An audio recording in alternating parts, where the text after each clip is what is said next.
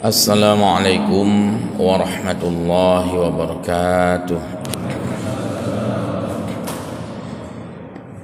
Alhamdulillahi rabbil alamin, wabihi nasta'inu ala umuri dunya waddin.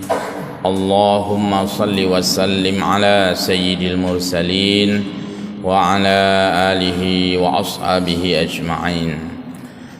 Hamba Allah muslimin muslimat jamaah salat subuh Masjid Jami' yang mulia, selalu tidak boleh pernah berhenti kita memuji Allah Azza wa Jalla. Allah Subhanahu wa Ta'ala yang senantiasa memberikan kita rahmat karunia-Nya dan juga menggenggam waktu, menggulir masa demi masa, tahun demi tahun, hingga pada hari yang mulia ini, bulan Rajab kita, dan juga baru saja segar di dalam ingatan, terngiar di dalam pendengaran bagaimana nuansa keagungan Rasulullah sallallahu alaihi wasallam dalam peristiwa momentum yang sangat besar, tertulis dan terukir di dalam sejarah Islam, dan juga dibanggakan sejarah itu bukan hanya oleh orang Islam, bahkan orang di luar Islam, akan keagungan Isra dan Mi'raj kepada Rasulullah sallallahu alaihi wasallam yang oleh Allah mengisra mi'rajkan beliau dalam rangka perjalanan spiritual, memperoleh pengalaman bumi dan langit. Kita menyampaikan selawat dan salam keluarga dan ashab beliau sekalian. Jamaah yang mulia, sudah merupakan rutinitas bagi kita umat Islam, pencinta Nabi, pencinta sejarah, pencinta hari-hari besar Islam, termasuk salah satunya adalah momentum Isra dan Mi'raj. Sehingga peristiwa agung ini tersebut di dalam Al-Quran, tersebut di dalam hadis. Dan peristiwa ini bagi orang-orang mukmin merupakan sebuah pisau yang paling baik dalam rangka memupuk dan menyegarkan kembali iman, karena ini bersifat abstrak, karena ini tidak terlihat secara mata, bukan hissi secara indrawi, tetapi ini adalah sesuatu yang sifatnya imani. Sudah tidak asing oleh guru-guru kita, para da'i muballigh, menjelaskan bagaimana maksud yang tersebut di dalam Al-Quran, baik itu surat Al-Isra ayat 1 maupun kisah Mi'raj yang Allah sebutkan secara terpisah pada surah An-Najmi. Jadi Al-Isra ayat 1 itu bicara Isra, yang Allah mulai dengan subhanalladzi asra bi'abdihi lailam minal masjidil haram ilal masjidil aqsa. Yang menarik di sini adalah Isra sebuah perjalanan. Yang namanya perjalanan ada memulai dan ada mengakhiri. Memulai itulah yang dalam bahasa olahraga disebut dengan garis start, memulai. Maka Honda start untuk memulai, dan mengakhiri itu disebut dengan garis finish. Jadi ada start menuju kepada finish. Startnya yaitu Masjidil Haram, finishnya Masjidil Aqsa, kedua-duanya masjid. Berarti perjalanan Nabi Isra itu adalah perjalanan masjid ke masjid, geja dari masjid, tujuan masjid. Ini adalah perjalanan menuju kepada Allah Subhanahu wa Ta'ala, karena masjid tempat suci bagi umat Islam. Berarti perjalanan yang dilakukan itu semuanya dalam rangka untuk memperkuat, memperteguh dan menambah semangat orang ke masjid. Maka Isra dan Mi'raj itu orientasinya adalah masjid. Ketika Rasulullah sallallahu alaihi wasallam melanjutkan perjalanan Mi'raj ke langit, maka yang dibawa pulang dari langit juga dimasukkan lagi dalam masjid, yaitu salat. Maka masjid adalah tempat salat. Rasul berangkat dari masjid, Rasul bertujuan ke masjid, Rasul dipanggil oleh Allah ke Sidratil Muntaha, ke langit, bawa pulang oleh-oleh salat, masukkan lagi dalam masjid. Maka salat yang kita lakukan ini adalah salat yang dibawa masuk oleh Rasulullah ke dalam masjid sebagai pemberian, penugasan, titah dari Allah Subhanahu wa taala yang didapatkan dari langit. Hamba Allah yang berbahagia, silakan berjalan, silakan mengadakan, apakah itu traveling namanya, apakah itu tour, apakah itu studi komparatif, tetapi tujuan yang paling utama dari semua perjalanan itu adalah untuk memasukkan diri kita, jiwa dan raga kita sebagai penghuni, sebagai ahli masjid. Hamba Allah yang berbahagia, itulah barangkali sebagai hikmah yang sangat agung dari Masjidil Haram ke Masjidil Aqsa. Maka berangkat kita adalah berangkat yang bernuansa nilai-nilai masjid dan kembali sebagai orang-orang mukmin berposko di masjid.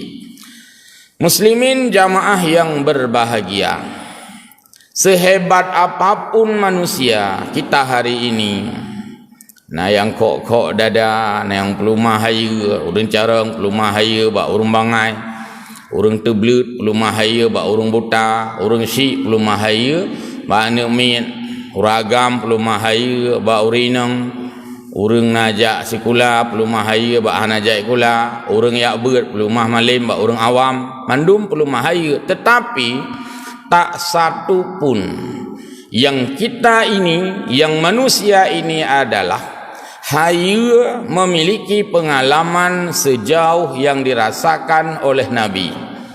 Kadangkala urang kok dada, oh ilung mata bohnya kalau kuja rata nanggro kalau kuit hana mau kukira api. Tetapi dia belum pernah datang kepada perjalanan vertikal ke Sidratil Muntaha. Yang lain semua mungkin membanggakan banyak pengalaman, tetapi pengalaman manusia sebanyak apapun pengalamannya adalah masih pengalaman bumi. Walaupun para astronot itu sudah naik ke berbagai level angkasa, tingkatan angkasa, angkasa luar, masih itu adalah dalam tataran bumi, belum dalam tataran langit sebagaimana dilakukan oleh Rasulullah, belum berpengalaman langit sebagaimana Sidratil Muntaha yang pernah diinjak oleh Rasulullah. Maka manusia tidak ada satupun yang selevel pengalamannya dengan Nabi. Tetapi Rasulullah sallallahu alaihi wasallam tidak pernah menjadi orang-orang sombong walaupun dia sudah dinaikkan oleh Allah ke langit. Jadi adikna apa hayu-hayu dro tu yang Nabi han sama. Maka orang-orang yang membanggakan banyak perjalanan di muka bumi, dia masih berada di bawah pengalaman seorang rasul. Dipengalamankan secara horizontal dalam Mi'raj, diberi pengalaman oleh Allah secara vertikal, yaitu di dalam Isra, dan pengalaman vertikal di dalam Mi'raj.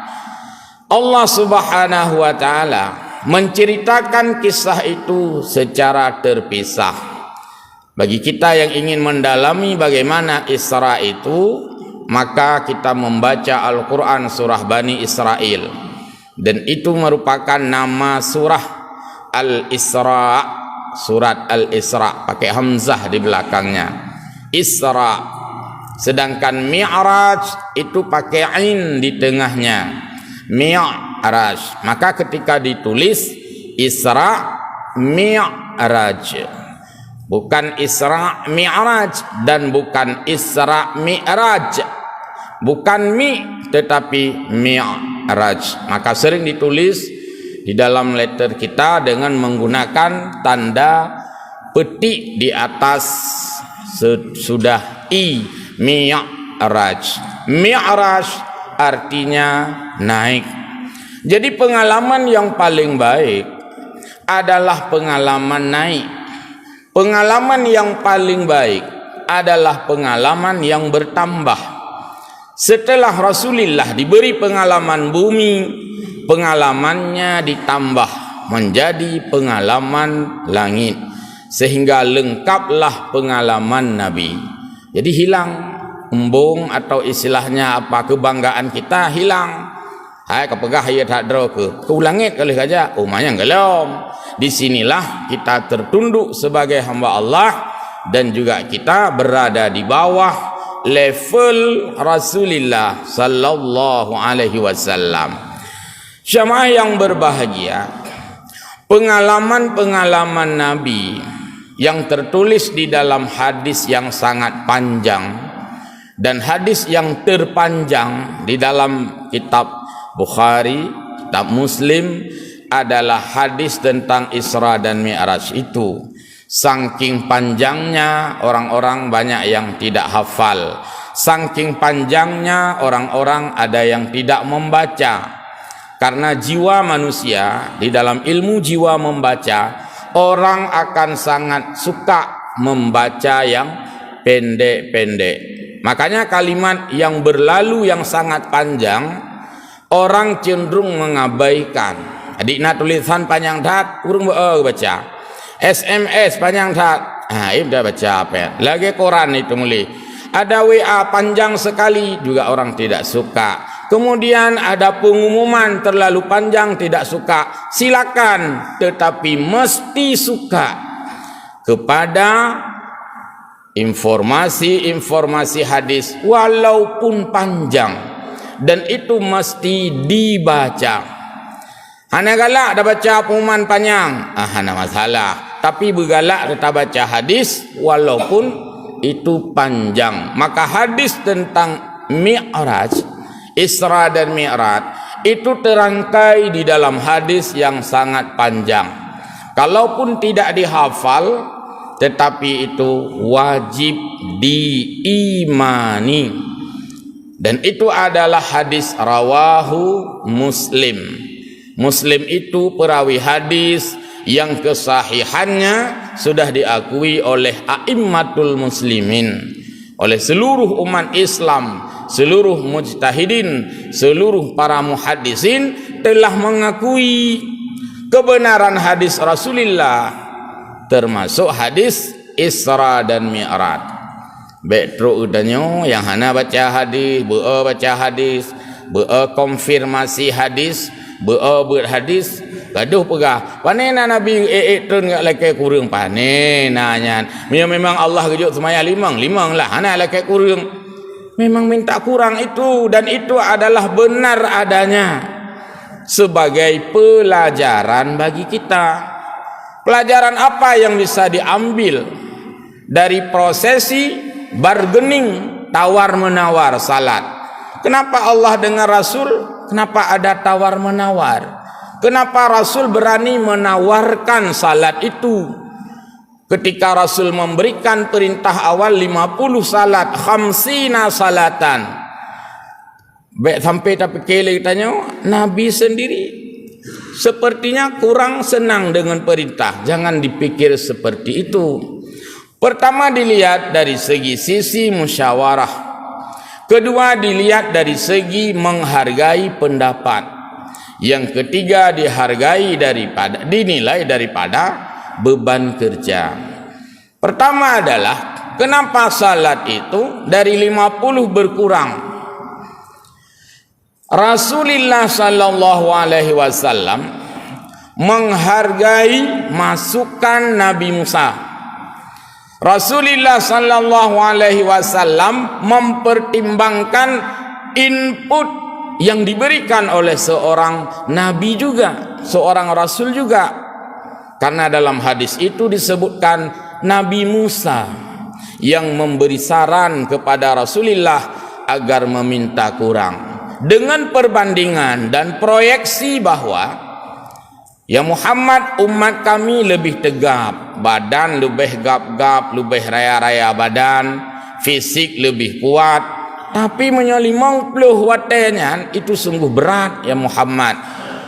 Nabi Muhammad dengar pendapat yang pertama. Setelah Nabi Muhammad mendengar pendapat, maka Nabi Muhammad menghargai pendapat itu. Pun dengar le. Yang kedua gehargai, yang kelih cara gehargai pendapat. Maka Nabi Muhammad mencoba untuk mendatangi kembali dan meminta kembali kepada Allah untuk memberikan kurang beban, sehingga dari 50 berkurang menjadi 45. Kemudian pendapat itu diolah kembali, dilemparkan kembali. Ini adalah pelajaran kepemimpinan. Nabi Muhammad dengan Nabi Musa secara leveling, secara tingkat, level, kapasiti raya Nabi Muhammad. Nabi Muhammad itu Sayyidil Mursalin, penghulu Rasul. Nabi Musa Rasul, Nabi Muhammad pangule Rasul. Mana level yang paling tinggi? Ini istilah pejabat struktural. Mana eselon yang tertinggi? Pasti Nabi Muhammad.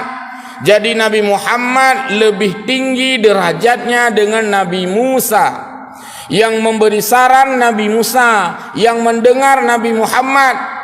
Berarti tidak terpuji, saya ulangi, tidak tercela orang bawah memberi pendapat kepada orang yang lebih dari kita. Hana tercela rakyat bi pendapat kepada pemimpin. Hana tercela anak bi pendapat ke mak ke yah. Hana tercela murid bi pendapat kepada guru. Hana tercela bawahan memberi pendapat kepada atasan. Sebab Nabi Musa boleh dikatakan berada pada level di bawah Nabi Muhammad, tapi memberi saran, memberi pendapat kepada Nabi Muhammad yang lebih tinggi. Ini untuk dicontohi oleh kita. Baik, karena katanya wana hendak kejebi pendapat keyah tu takut upuduk pala, silakan diberikan pendapat dengan santun. Karena katanya bawahan hendak kejebi pendapatnya kepada atasan, kepada kepala tu salah-salah kepinah, silakan berikan pendapat dengan cara yang santun. Dan Nabi Muhammad sallallahu alaihi wasallam tidak mengabaikan pendapat Nabi Musa. Hana karena Nabi mentang-mentang Nabi Muhammad, hai Musa, lu terima perintah sembahyang wa Allah Ta'ala. Lu Nabi Muhammad, baik terus kata tiap protesnya, tiap protes je. Hana nyan buat Nabi Muhammad. Pelajaran ini perlu kita ambil. Ketika kita sebagai pemimpin, baik gaduh pubai anak buah, hai lu pemimpin lu, tak pendapatnya pendapat je, hidung kengkau dengar yang kau pegah. Ini tidak berlaku pada Nabi Muhammad. Padahal Nabi Muhammad kan jeukun umat Musa. Ini perintah dari Allah Ta'ala. Allah yang maha kuasa, Allah yang maha tinggi. Alian long Nabi Muhammad gejuk gelong pi. Hana gi urusan pi ngendro ni. Kan jeukun le kanyanam dek. Hana ga kul le mahai. Ini urusan long Allah Ta'ala. Allah yang gejuk perintahnya buat le 50 watt. Opu nak jampu tangan le daun hana putapu. Hana geukun le kanyan. Sebagai learning, pelajaran bagi kita bahwa penonton berhak memberikan koreksi. Penonton berhak memberikan saran. Penonton berhak memberikan ide. Penonton berhak memberikan aspirasi. Ini menunjukkan sebuah pelajaran yang sangat berharga yang diajarkan kita oleh Nabi dengan sikapnya menerima saran dari Nabi Musa. Dan ini sebuah nilai musyawarah, sebuah nilai yang mengandung kebersamaan karena untuk dilakukan oleh kita umat manusia. Hamba Allah jamaah yang berbahagia, Karena itulah maka kita diajarkan untuk menganalisis beban kerja. Ketika Rasulullah membawa pulang 50 waktu salat dan Nabi Musa memberikan saran kepada Nabi Muhammad, lalu Rasulullah menerima, dan Allah yang memberikan perintah itu pun openness, terbuka. Oh, berarti 50 berat. Allah Maha tahu kalau itu Allahnya berat. Karena Allah hanya bebankan manusia melebihi, melampaui kapasitas kemampuan. La yukallifullahu nafsan illa wus'aha. Allah tidak memberi beban melampaui kemampuan manusia. Pakan cuma phone gebi sembayang 50 watt, manyakan beban hat, justru phone gemulai li Allah gebi 50, karena Allah tahu umat Nabi Muhammad tidak akan mampu diberikan beban 50 kali salat khamsina salatan. Kemudian Allah mengurangi. Ketika Allah mengurangi, waktu Allah kurangi salat, jumlah waktu salat di awalnya, coba dibayangkan. Allah bukan presiden, apalagi level pak kecil, apalagi level kepala lorong.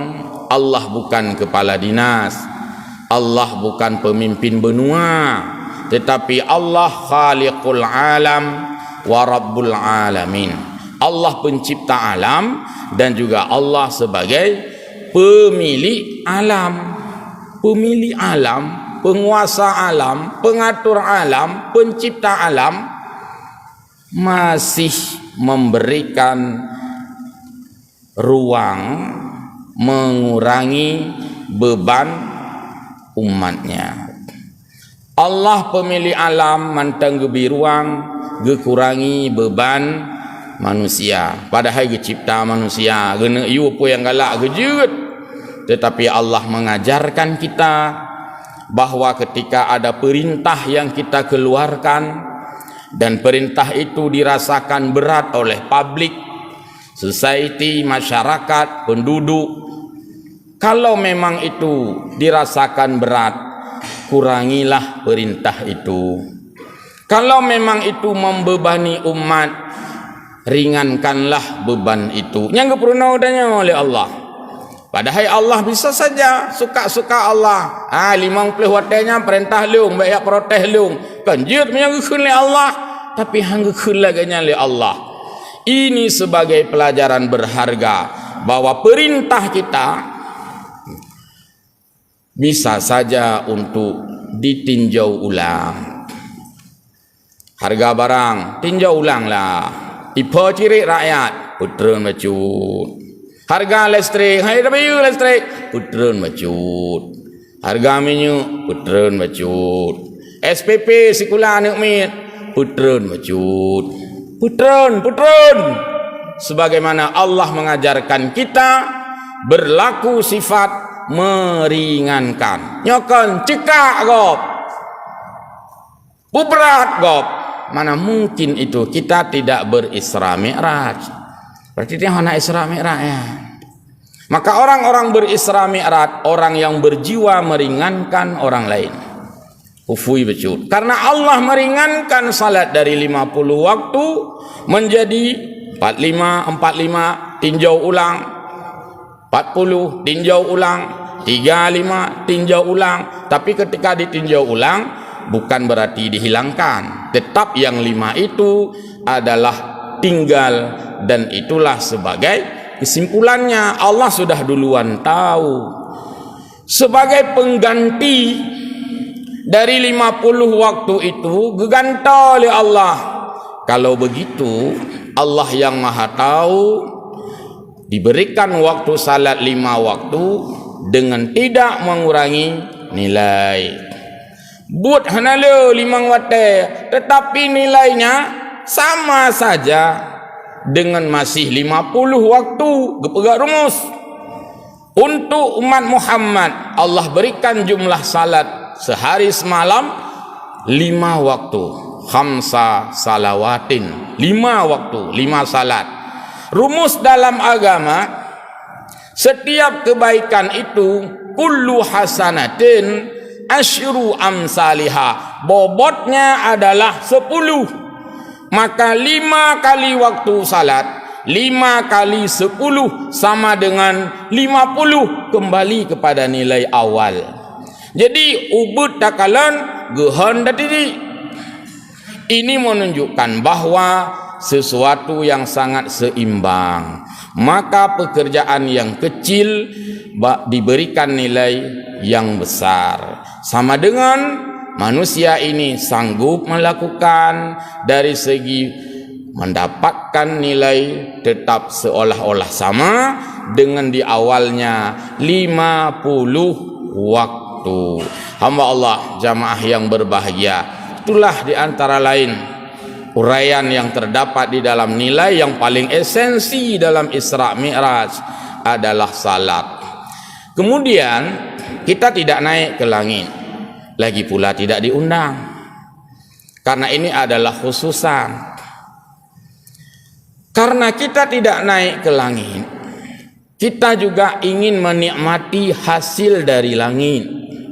Yang naik ke langit, Sidratil Muntaha, nanti dibaca surah An-Najmi ya, bicara tentang Mi'raj, Nabi ulangit. Ada sebagian orang hanya baca surat Isra, sehingga kadang-kadang kita khawatir ilmunya Isra petih, memang na surat Isra, imamnya Mi'rajnya nak lupa baca pada surah An-Najmi. Di sana nanti disebutkan Nabi itu bertemu pada kali yang lain dengan Nabi, dengan malaikat Jibril, itu semua disebutkan di dalam surah An-Najmi. Dan dalam surah yang lain ada juga bahwa Mi'raj ini adalah ujian bagi iman.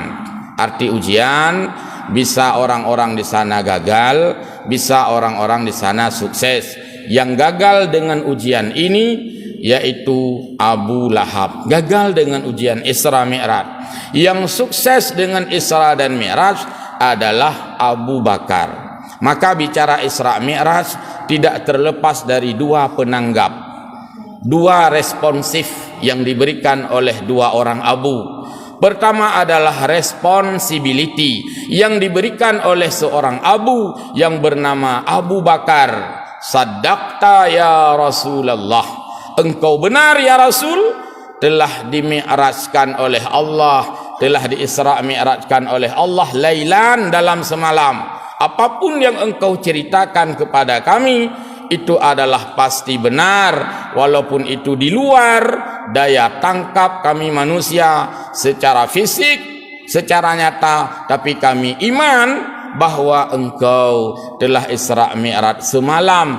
Itu kesuksesan seorang Abu Bakar. Lain dan bertolak belakang 1000% dengan Abu Lahab. Wah kayak tak mak kamu yang Muhammad, apa yang kau ceritakan itu, coba angkat kakimu yang satu, gebek sebelah, angkat satu lagi, gebek sebelah, angkat dua-dua, apa nejut buat bak pesenalu kau cara dah dia Abu Lahabnya.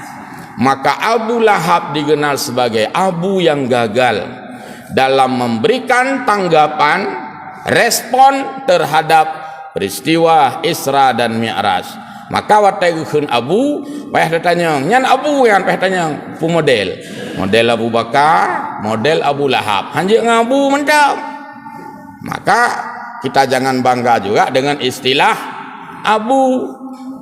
Malum cukup haya kai kampung bakal kai haya Abu kelong, kadang Abu Lahab. Nah, jadi harus ada perbedaan dan nilai beda yang sangat kontras. Jadi betetruh Abu beklen icum jero. Nekala nilainya puhi Abu Bakar, puhi Abu Lahab, menyohi Abu Lahab. Baik sampai pertama dengan Abu ya versi abang. Maka jadilah kita umat mukmin, umat Islam pada saat ini dalam menanggapi Isra dan Mi'raj sebagai orang-orang yang versi Abu Bakar, jauh daripada versi Abu Lahab. Sehingga versi Abu Bakar adalah versi yang mengimani Isra Mi'raj dan versi yang mengambil nilai-nilai Isra dan Mi'raj, dan versi yang memakan oleh-oleh dari Isra Mi'raj dan memasukkan oleh-oleh itu ke dalam masjid. Dari masjid ke masjid naik ke langit, bawa pulang ke masjid lagi. Itulah salawatul kham, salat yang 5 yang kita lakukan yang menjadi imaduddin. As-salatu imaduddin, jangan salah dibaca imanun, bukan iman. Imad artinya tiang. Salat adalah tiang agama.